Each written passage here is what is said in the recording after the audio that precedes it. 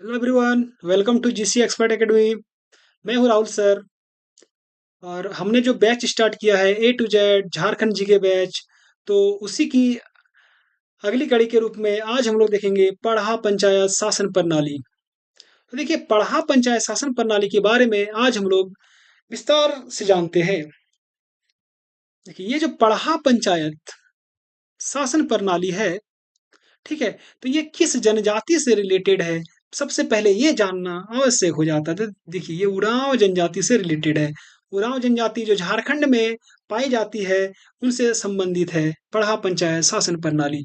देखिए, ये जो यहाँ यहाँ पे एक चीज मैं बता देता हूँ आप लोगों को। जैसे हम लोग ने पढ़ा मुंडा शासन व्यवस्था, नाम से क्या लग रहा है कि ये मुंडा जनजाति से संबंधित है, लेकिन ये पढ़ा पंचायत शासन प्रणाली है। तो देखिए, इसके हेडिंग से ये क्वेश्चन बन जाता है कि ये किस जनजाति से संबंधित है। ठीक है, तो इसको ध्यान से आप लोग देखिएगा। ये किस जनजाति से रिलेटेड है? उरांव जनजाति से संबंधित है। उरांव जनजाति की जो संस्था होती है, उसी को कहा जाता है पढ़ा पंचायत शासन व्यवस्था। आइए आगे बढ़ते हैं। पहले हम लोग जानेंगे उरांव जनजाति के बारे में, कुछ बेसिक नॉलेज प्राप्त करेंगे, उसके बाद फिर हम लोग आगे बढ़ेंगे। देखिए, उरांव जो है वो झारखंड की दूसरी सबसे बड़ी जनजाति है। ठीक है, कितनी दूसरी? पहली कौन है? संथाल। आइए आगे देखते हैं कि भौगोलिक विस्तार की जब बात करेंगे, भौगोलिक विस्तार किसका? उरांव जनजाति का। कि झारखंड में कहाँ कहाँ पे उरांव जनजाति निवास करते हैं। देखिए, रांची हो गया, गुमला हो गया, पलामू हो गया, लोहरदगा में भी निवास करते हैं, हजारीबाग। इसके अलावा झारखंड के अन्य जिलों में भी छिटपुट मात्रा में, बहुत ही अल्प मात्रा में उरांव जनजाति पाए जाते हैं। आइए आगे बात करते हैं। देखिए, प्रजाति समूह की बात करेंगे हम लोग। तो प्रजाति समूह जो होता है उरांव जनजाति की, क्या होता है? दड़वीर होता है, दड़वीर। और भाषा समूह जो लैंग्वेज ग्रुप भी होता है इनका, वो दड़वीर ही होता है, दोनों सेम होता है। ठीक है, तो देखिए, उरांव जनजाति की जो भाषा होती है, भाषा को क्या कहा जाता है? भाषा को कुड़ुक कहा जाता है। क्या? कुड़ुक। तो देखिए, कुड़ुक जो भाषा है, सबकी सभी जितनी भी भाषाएं हैं, सबकी अपनी लिपि है। हिंदी की लिपि देवनागरी, इंग्लिश की लिपि रोमन। तो उसी तरह से कुड़ुक की जो लिपि है, वो कुड़ुक की लिपि क्या हो जाएगी? तोलोंग सिकी। क्या हो जाएगा? तोलोंग सिकी। इसके आविष्कार किसने किया था? नारायण उरांव ने किया था। ठीक है, देखिए अब आगे बढ़ते हैं कि उरांव जो होते हैं, वे स्वयं को कुड़ुक कहते हैं। ये बहुत ही इंपॉर्टेंट क्वेश्चन है। उरांव स्वयं को क्या कहते हैं? कुड़ुक। कुड़ुक का अर्थ होता है मनुष्य। चलिए आगे बढ़ते हैं हम लोग। देखिए, मूल स्थान। हम लोग बात करेंगे मूल स्थान की। किसका मूल स्थान? उरांव लोग आने, झारखंड आने से पहले उरांव लोग कहीं ना कहीं तो निवास करते होंगे। इनका कहीं ना कहीं मूल निवास स्थान होगा। कहाँ पे था? दक्कन का क्षेत्र। तो भाई, दक्कन के क्षेत्र से ये लोग झारखंड कैसे आ गए? देखिए, झारखंड आगमन इसका कैसे हो गया? इसका झारखंड आगमन ये लोग आए, मतलब हुआ 13वीं शताब्दी में हुआ। ठीक है, कैसे हो गया? किस कारण से हो गया? देखिए, बख्तियार खिलजी जो था, उसके आक्रमण उसने जब आक्रमण किया, तब ये लोग कहाँ पे चले आए? झारखंड क्षेत्र चले आए 13वीं शताब्दी में। ठीक है, अब देखिए, उरांव तो झारखंड आ गए। उरांव कहाँ पे आ गए? झारखंड। अब आगे बढ़ते हैं हम लोग। देखिए, उरांव जब झारखंड आए, तो जो भी उरांव सबसे पहले झारखंड आए, जो भी उरांव सबसे पहले झारखंड आए, उसको क्या कहा गया? भूंइयर कहा गया। ठीक है, क्या कहा गया उसको? भूंइयर। तो जो उरांव आए यहाँ पे भूंइयर, जैसे कि मान ले कि 1000 की संख्या में आए, तो इन्होंने क्या किया कि अपना एक गांव बसाया। तो जो गांव बसाया, जैसे कि 100 लोगों ने मिलकर एक गांव बसाया, 50 लोगों ने मिलकर एक गांव बसाया, तो उसी गांव को कहा गया भुइयारी गांव। ठीक है, तो गांव है तो उसका एक प्रमुख होगा ही होगा। तो बस गांव का जो प्रमुख बनाया गया तत्कालीन समय में, मतलब स्टार्टिंग पीरियड में, किसको बनाया गया? पाहन को बनाया गया। और पाहन के पास उस समय प्रशासनिक व धार्मिक दोनों प्रकार के अधिकार थे। यानी प्रशासनिक प्रमुख और धार्मिक प्रमुख, दोनों प्रमुख कौन होते थे? पाहन ही होते थे। समय बीता। ठीक है, उसके बाद ये जो प्रशासनिक अधिकार होता है, ये जो आपको दिख रहा है प्रशासनिक अधिकार, ये प्रशासनिक अधिकार कहाँ पे शिफ्ट हो गया? ये महतों के पास शिफ्ट हो गया। ठीक है, प्रशासनिक अधिकार कहाँ पे शिफ्ट हो गया? महतों के पास शिफ्ट हो गया। आइए हम लोग आगे बढ़ते हैं। देखिए, यहाँ पे एक चीज है, नोट है। क्या है? नोट। नोट। मैंने पहले भी कहा है आप लोगों को, मेरी कक्षा में नोट का जो रोल है बहुत ही अहम है। तो आइए नोट को देखते हैं कि महतों से पहले गांव की जो पुरोहिती एवं लौकिक प्रधान का कार्य कौन करता था? बेगा करता था। यानी इसका क्या मतलब है कि महतों को जब प्रशासनिक अधिकार नहीं मिला था, ठीक है, महतों को जब प्रशासनिक अधिकार नहीं मिला था, तो उस टाइम महतो भी अपना कुछ ना कुछ काम करते होंगे। लेकिन जब इसको प्रशासनिक अधिकार मिला, तो ये क्या करने लगा, गाँव की पुरोहिती एवं लौकिक प्रधान का भी कार्य करने लगे। कौन? महतो, ठीक है। तो तो ये जो गाँव का जो पुरोहिती एवं लौकिक प्रधान का जो कार्य था, महतो से पहले कौन करते थे? बेगा करते थे, ठीक है? यहाँ पे आपको कन्फ्यूज़ नहीं होना है। आइए आगे बढ़ते हैं हम लोग। अब देखेंगे हम लोग, ये जो पढ़ा अ, व पंचायत शासन व्यवस्था है, तो ये 3 भागों में, ठीक है, 3 स्तर पे ये विभाजित था। सबसे पहले हो गया आपका ग्राम स्तर पे, ग्राम पंचायत हो गया आपका, ठीक है? ग्राम पंचायत, उसके बाद हो गया पढ़ा पंचायत, उसके बाद देखेंगे हम लोग अंतर पढ़ा पंचायत। तो देखिए ग्राम जो थे, जो गाँव थे, वहाँ पे तो ग्राम पंचायत होंगे ही होंगे, एकदम ज़रूरी है। अब देखिए उसके बाद कि कई गाँव को मिलाकर क्या बनाया जाता था? पढ़ा पंचायत बनाया जाता था, ठीक है? तो देखिए ये जो कितने गाँव को मिलाकर पढ़ा पंचायत बनाया जाता था, ये यहाँ पे जो मैं बता रहा हूँ बहुत इम्पोर्टेंट है। 5 गाँव उसमें शामिल होते थे या फिर 7 गाँव होते थे या फिर 11 गाँव होते थे या फिर 21 गाँव या फिर 22 गाँव। देखिए ये जो नंबर है ये सीधा-सीधा एग्ज़ाम में पूछ दिया जाता है, ठीक है? कि कितने गाँवों को मिलाकर पढ़ा पंचायत का गठन किया जाता था? 5, 7, 11, 21, 22, ठीक है? अलग-अलग गाँव हो सकते हैं लेकिन ये नंबर जो है इसको याद रखिएगा आप लोग। उसके बाद पढ़ा पंचायत जो हुए थे, तो कई पढ़ा को मिलाकर क्या बनाया जाता था? अंतर पढ़ा पंचायत का गठन किया जाता था। तो देखिए जब ग्राम पंचायत होंगे तो इसका कोई ना कोई प्रमुख होगा, इसके प्रमुख को क्या बोला जाता था? महतो। ये रहा, उसके बाद जब कई गाँवों को मिलाकर पढ़ा पंचायत बना, तो इसके भी कोई ना कोई प्रमुख होंगे, तो इसके प्रमुख को कहा जाता था पढ़ा राजा, ठीक है? अब देखिए कई पढ़ा को मिलाकर क्या बनते थे? अंतर पढ़ा पंचायत का गठन हुआ, तो इसके प्रमुख कौन होते थे? पढ़ा दीवान इसके प्रमुख होते थे। आइए आगे बढ़ते हैं।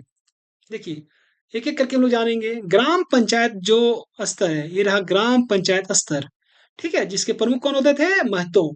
ये सबसे निम्न इकाई थी। आप लोग यहाँ पे भी देख सकते हैं ये देखिए यहाँ पे ये सबसे निम्न इकाई है, ग्राम पंचायत स्तर, तो ये सबसे निम्न इकाई थी। आइए तो इसके कुछ प्रमुख जो अधिकारी हैं, उसके बारे में भी हम लोग थोड़ा-सा जानेंगे कि जो जो ग्राम पंचायत स्तर है, उसमें कौन-कौन से प्रमुख अधिकारी होते थे? देखते हैं, आगे बात करेंगे हम लोग यहाँ पे। सबसे पहले आता है महतो। देखिए महतो जो होता था, मैंने बताया ऊपर कि ये क्या होता था? ये गाँव का स्वतंत्र प्रधान होता था, ठीक है? यानी प्रमुख यही होता था ग्राम पंचायत स्तर का। गाँव का स्वतंत्र प्रधान होते थे ये, और इसका जो पोस्ट था, इसका जो पद था वो हेरिडेटरी था, यानी वंशानुगत था, यानी प्रधान का बेटा ही प्रधान बनेगा, उसका बेटा ही फिर प्रधान बनेगा, ठीक है? अब चलिए देखिए उसके बाद कि इसका जो महतो जो थे, गाँव की सामाजिक एवं सांस्कृतिक जीवन का रक्षक होते थे। महतो क्या होते थे? गाँव का जो सामाजिक और जो सांस्कृतिक जीवन होता था, उसका रक्षक होते थे महतो। और महतो का एक सहायक होता था, जिसे मांझी कहा जाता था। महतो के सहायक को क्या कहा जाता था? मांझी। और इसकी जो भूमि होती थी, यानी महतो को उसकी सेवा के बदले में जो भूमि दी जाती थी, उसको महत्वई भूमि कहा जाता था। कौन-सी भूमि कहा जाता था? महत्वई भूमि। आइए आगे बढ़ते हैं। बात करेंगे पाहन की। हम लोग किसकी बात करते हैं? पाहन की, ठीक है? उसके बाद ये ग्राम पंचायत स्तर पे ये देख रहे हैं हम लोग। तो पाहन जो थे, तो पाहन क्या होते थे? जो भुइँयारी गाँव होता था, मैंने बताया कि भुइँयारी गाँव का गठन कैसे हुआ। कैसे हुआ? पहले उराँव लोग आए, उसको क्या कहा गया? भुइँयर कहा गया। इसने जो गाँव बसाया उसको भुइँयारी गाँव कहा गया। ठीक है? तो इस गाँव का जो प्रमुख थे, प्रमुख कौन हुए आपका? महतो हो गए, लेकिन धार्मिक प्रमुख कौन हो गए आपका? पाहन हो गए। तो भुइँयारी गाँव का जो धार्मिक प्रधान था वो पाहन हो गया आपका। तो पाहन को उसकी सेवा के बदले में कोई न कोई भूमि तो दी जाती होगी। तो इसको जो भूमि दी जाती थी उसको कहा जाता था पहनई भूमि। कौन भूमि? पहनई भूमि। देखिए पाहन का जो पोस्ट होता था वो हेरिडेटरी नहीं होता था। इसका टेन्योर होता था, इसका कार्यकाल होता था एक निश्चित समय तक। कितने समय तक? 3 वर्ष तक, ठीक है?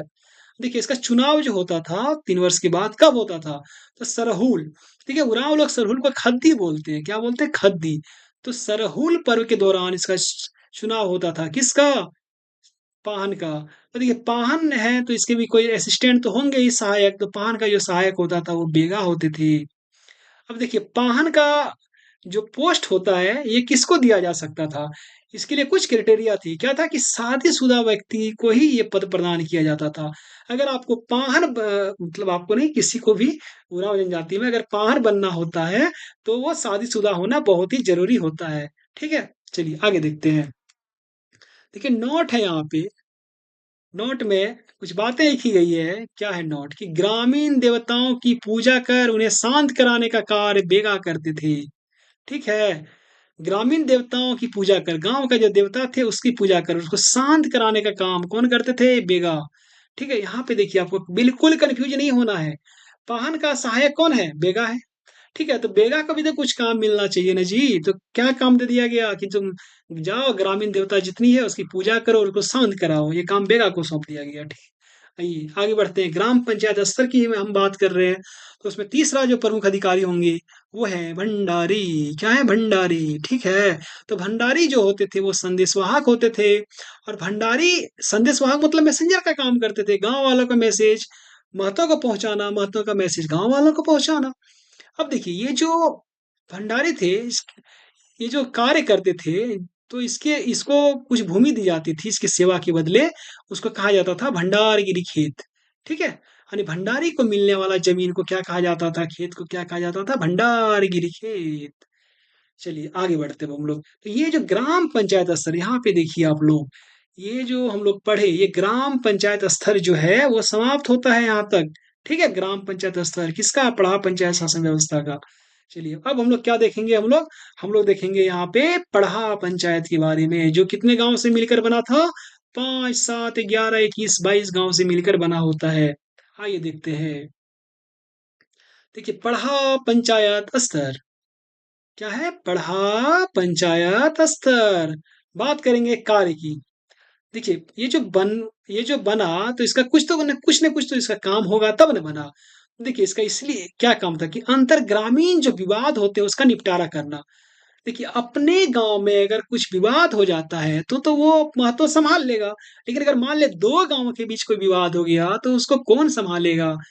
ठीक है, उसका निपटारा कौन करेगा? इसलिए बनाया गया था। कई गांवों को मिलाकर पढ़ा पंचायत स्तर, इसका कार्य ही था अंतर ग्रामीण विवादों का निपटारा करना। ठीक है, अब देखिए इसका जो विभाजन था, इसका जो देखिए विभाजन था ये 3 स्तर पे था।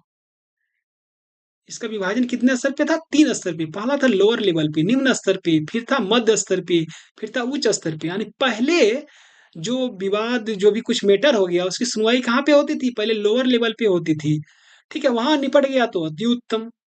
उसके बाद अगर नहीं निपटा तो उसको ट्रांसफर किया जाता था मध्य स्तर में। यहाँ भी निपट गया तो अच्छी बात है, और अगर नहीं विवाद का निपटारा हुआ तो लास्ट में हायर बॉडी तक, यानी हाई जो उच्च स्तर होता है यहाँ तक भेजा जाता था। यानी विवाद की जो सुनवाई होती थी वो नीचे से ऊपर तक होती थी। ठीक है, आइए आगे बढ़ते हैं। अब देखिए पंचायत की जो कार्यवाही होती थी, जो बैठक होती थी, उसमें भाग कौन ले सकते थे? यहाँ पे देखिए पंचायत की कार्यवाही में जो भागीदारी होती थी, वो महिला और पुरुष दोनों भाग ले सकते थे इसमें। देखिए ठीक है, इसमें महिला पुरुष दोनों भाग ले सकते थे। आइए आगे देखते हैं अब हम लोग। तो देखिए पढ़ा जो ये है, ये जो पढ़ा पंचायत स्तर है, इसमें भी कुछ ना कुछ अधिकारी होंगे, एकदम होंगे। तो देखिए हम प्रमुख अधिकारियों की बात करेंगे पढ़ा पंचायत स्तर पे। ठीक है, चलिए पहला अधिकारी थे पढ़ा राजा। पढ़ा राजा जो होता था वो पढ़ा पंचायत का प्रमुख होता था। क्या होता था? पढ़ा पंचायत का प्रमुख, हेड होता था।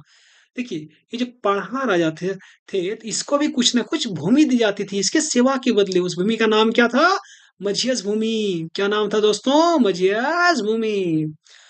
तो देखिए पढ़ा राजा है भाई, तो इसके भी कोई ना कोई सहायक होंगे ही होंगे। तो ये दो दो सहायक रखते थे। पहला सहायक रखते थे दीवान को, और दूसरा सहायक रखते थे मंत्री को। चलिए आगे बढ़ते हैं। देखिए बात करेंगे हम लोग कोतवाल की।